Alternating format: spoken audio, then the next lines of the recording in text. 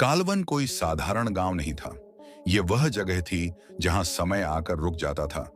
जैसे 5000 साल पहले जो डर यहां पैदा हुआ था, वह आज भी वैसा ही सांस ले रहा हो। जंगल के भीतर घुसते ही रवि को एहसास हो गया कि यह जगह उसे देख रही है। पेड़ स्थिर थे, लेकिन उनकी परछाइयां हिल रही थीं। हवा चल नहीं रही थी, फिर भी पत्तों की सरसराहट कानों के बहुत पास महसूस हो रही थी, जैसे कोई जानबूझकर आवाज कर रहा हो ताकि वह पलट कर देखे। रवि ने पीछे देखा। वहां कुछ नहीं था, लेकिन उसके दिल की धड़कन किसी और की लग रही थी। जैसे जैसे वह आगे बढ़ा, जंगल का रास्ता बार बार वही मोड़ दिखाने लगा। उसे लगने लगा कि वह चल नहीं रहा, बल्कि कोई उसे घुमा रहा है। तभी उसे रास्ते के किनारे बैठा वह बूढ़ा दिखाई दिया, जिसकी आंखें नहीं थीं। उसके चेहरे पर झुर्रियां नहीं, बल्कि खरोंचें थीं, जैसे किसी ने नाखूनों से उसकी चमड़ी नोच ली हो। बूढ़े ने सिर उठाए बिना कहा, जो यहां जाता है वह मरता नहीं, वह रुक जाता है। रवि ने इसे पागल की बात समझा और आगे बढ़ गया, लेकिन उस वाक्य की गूंज उसके दिमाग में चिपक गई। गांव में घुसते ही अजीब बात यह थी कि हर घर खुला था, लेकिन कहीं भी जिंदगी का निशान नहीं था।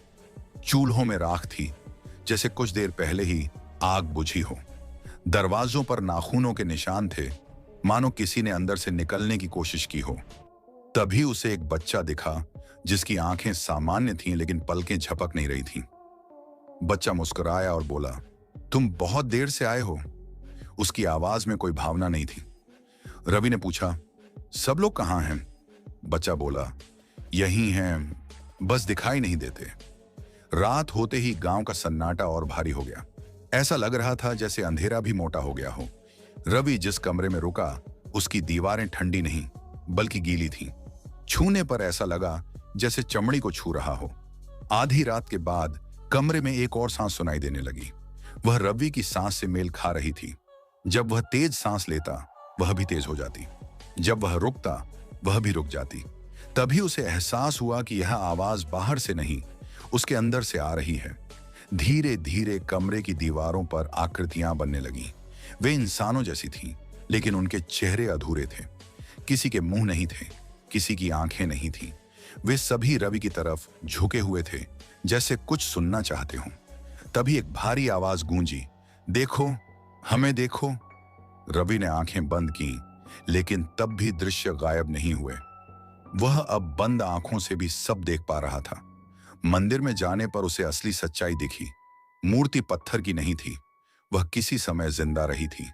उसकी त्वचा पत्थर में बदल चुकी थी, लेकिन आंखें अब भी जीवित थीं। पांडुलिपि में लिखा था कि 5000 साल पहले इस देवता को जिंदा दफनाया गया था, क्योंकि वह इंसानों की प्रार्थनाएं नहीं, उनके डर से शक्तिशाली होता था। जब लोग उसे भूलने लगे, उसने इंसानों के शरीर को ही अपना मंदिर बना लिया। पहली रात देवता ने रवि को सिर्फ दिखाया, दूसरी रात उसने उसे सुनाया, तीसरी रात उसने उसे अपने अंदर जगह दी। रवि ने महसूस किया कि उसकी यादें मिटाई जा रही हैं और उनकी जगह गांव की मौतें भरी जा रही हैं। उसे हर उस इंसान की आखिरी चीख सुनाई दी जो यहां आया था। अब वे चीखें उसकी अपनी आवाज बन चुकी थीं। अंत में जब सुबह हुई, गांव वैसा ही शांत था।